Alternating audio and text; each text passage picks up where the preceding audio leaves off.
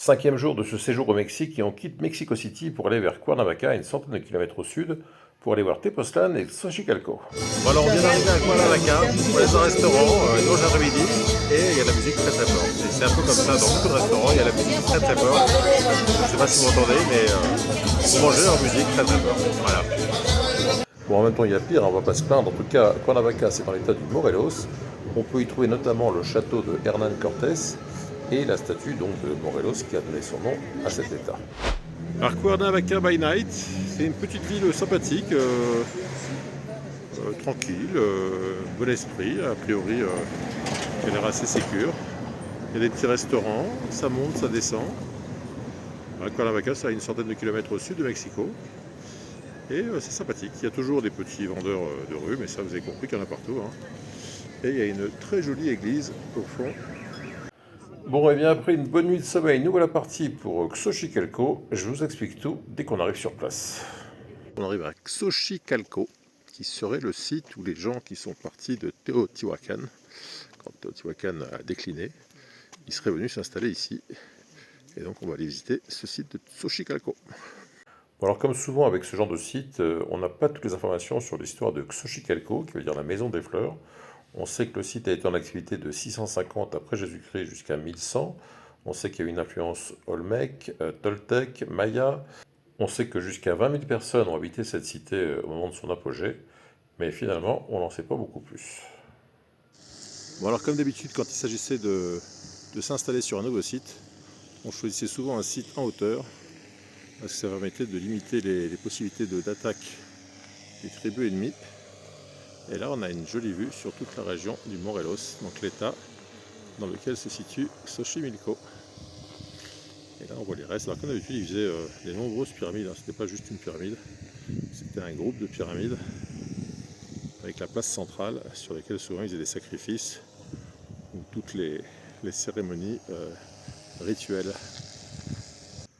Voilà, donc l'eau, c'était évidemment très important. Alors, pour avoir assez d'eau, ils construisaient des citernes.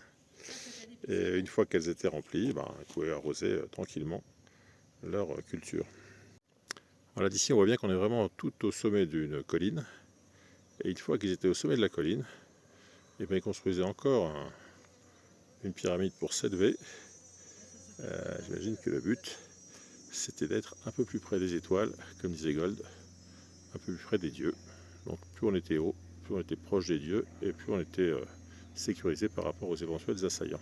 Alors c'est vrai qu'il y a un genre de similitude entre Xochicalco, où on est aujourd'hui, et Teotihuacan, où on était hier, puisque ce sont des villes avec des pyramides, des temples.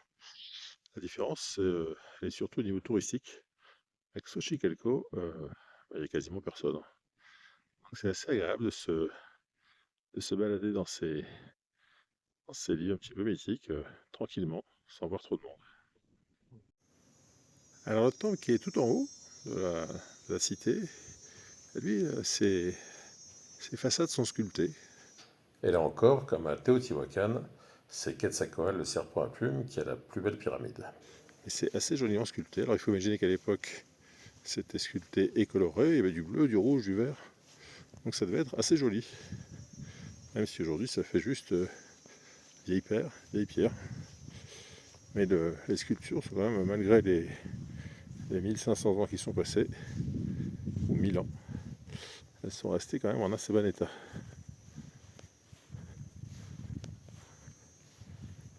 Voilà, et là on n'a pas toute la pyramide, mais on a quand même un joli bout. Alors ce qui est toujours étonnant quand on visite ces sites, c'est le nombre de pyramides. Et c'est vrai que pour ceux qui ont été en Égypte, on voit une grosse pyramide et puis c'est tout. Ici, on en voit plusieurs dizaines par site. Et on peut être un peu surpris. En fait, il faut savoir que chaque dieu avait droit à sa pyramide. Alors comme ils avaient beaucoup de dieux, forcément, ils avaient beaucoup de pyramides. D'ailleurs, c'est peut-être un des intérêts du monothéisme, c'est qu'on a un dieu, un temple, et ça facilite les choses. En attendant, quand on se promène sur ces sites, comme en plus ils refaisaient régulièrement des améliorations, ils reconstruisaient, chaque nouveau dirigeant voulait avoir sa pyramide, donc du coup, on arrive sur un site et on a des dizaines et des dizaines de pyramides les unes à côté des autres. Bon, si vous avez du mal à faire pousser les chayotes dans votre potager, venez au Mexique, ou à La Réunion, il paraît que c'est pareil à La Réunion. vous verrez que les chayotes poussent à l'état sauvage sur les buissons.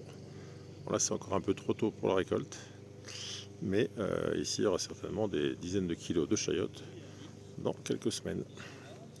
Et personne n'a rien fait, c'est venu comme ça. Étonnant, non? Bon, alors, cherchez l'intrus. Est-ce que vous voyez un gros lézard, un genre d'iguane dans cette image? Je vais essayer de me rapprocher. Peut-être que ça va le faire bouger. Et là, vous le voyez. Ah bah ça y est, il ne le voit plus. Ah, il est caché là. On n'en voit pas tant que ça, hein. Je pensais en voir plus et on n'en voit pas tant que ça finalement. Bon, alors la visite de Xochicalco se termine après 2 heures de balade. Donc c'est intéressant à voir. Mais enfin, si on a déjà vu Teotihuacan, je suis pas sûr que ça soit indispensable de voir les deux. En tout cas, après 2 heures de balade, il nous reste du temps. Et donc, pourquoi pas aller faire un tour au jardin botanique de Cuernavaca. C'est parti. Là, on arrive au jardin botanique de Cuernavaca et il y a un arbre qu'on voit beaucoup ici, c'est le tulipier du Gabon, qui est assez joli, qui ressemble à un flamboyant. Et on va aller faire un petit tour au jardin botanique. Alors nous voilà à l'intérieur du très joli jardin tropical de Cuernavaca. Alors je ne vais pas vous faire toute la visite parce que c'est très grand. Je vais quand même vous montrer un arbre que vous connaissez obligatoirement. Alors que ça, ces grandes feuilles, ça vous dit peut-être rien. Mais si vous regardez bien, vous allez voir qu'il y a des petites fleurs là-haut, sur le tronc, directement sur le tronc. C'est là que poussent les fruits, qu'ils appellent des cabosses. Et cet arbre que tout le monde connaît, c'est le cacaoyer. De son petit nom, Théobroma cacao. Théobroma qui veut dire l'aliment des dieux. Et donc c'est grâce à cet arbre que vous pouvez passer vos petites fringales le soir en regardant un film sur Netflix. Alors il y a beaucoup d'espèces de ficus impressionnantes au Mexique. Et celle-ci s'appelle Amate, c'est une espèce qu'on utilise pour faire du papier, paraît-il. Et son nom latin, Ficus tolutensis. Et elle fait des racines et des contreforts assez impressionnants. Alors ici on a un arbre qui s'appelle le Parota, qui est aussi une légumineuse, proche du jacaranda qu'on trouve beaucoup ici. Et c'est un arbre, on ne sait pas trop quel âge il a, mais ce qui est sûr c'est qu'il ne date pas d'hier. Il est assez monumental. Bon, évidemment, le Mexique, c'est le pays des cactés et des succulentes. Il y a une chose que j'avais rarement vue, ce sont des figuiers de barbarie, mais qui sont carrément des arbres. Là, on voit, ici, il y a un tronc, et puis un arbre de figuier de barbarie, alors que d'habitude, c'est plutôt un buisson. Et puis, évidemment, on a tous les céréus, hein, tous les cactus typiques de la région. Alors là, il y a une broméliacée qui s'appelle Acmea bracteata, et si je vous la montre, c'est qu'elle fait une très jolie floraison. Voilà, il y a du blanc, il y a du rose, il y a du bleu. C'est vraiment très très joli. Alors là, on a une espèce de ceiba. La ceiba, c'est la famille du fromager. Donc ça fait de très grands arbres avec de très gros troncs.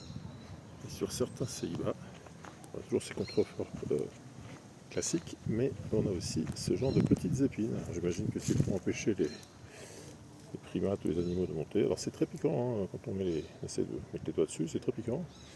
Donc j'imagine que ça va décourager les animaux de monter sur cet arbre. Alors, il y a eu un peu de dégâts suite aux dernières intempéries. Il y a certains arbres qui devenaient dangereux, donc ils ont dû les couper. Et là, c'est un eucalyptus qui doit avoir au moins 50-60 ans. Ça fait vraiment un gros tronc.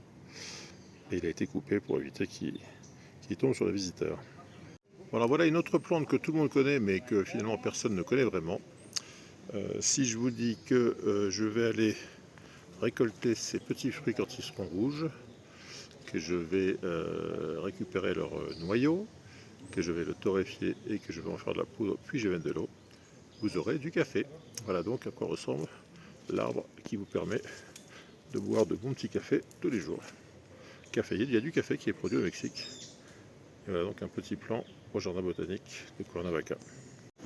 Voilà, on est sorti du jardin botanique, mais dans la ville de Cuernavaca, il y a aussi des arbres étonnants, comme ce cassia qui s'appelle Cassia fistula, qui fait des très jolies fleurs jaunes au printemps, et des grosses saucisses qui pendent partout, une fois que les fleurs ont été pollinisées. Donc c'est assez rigolo d'avoir j'ai failli tomber, d'avoir ces grosses saucisses comme ça qui pendent de l'arbre. Le Cassia fistula. Voilà, c'est tout pour la visite du jour. Si vous avez aimé cette vidéo, évidemment, n'hésitez pas à mettre un petit pouce bleu. Si vous avez des questions, des commentaires, c'est juste en dessous. Si vous n'êtes toujours pas abonné à la chaîne, je compte sur vous pour nous rejoindre et on se retrouve dès demain pour de nouvelles aventures au Mexique.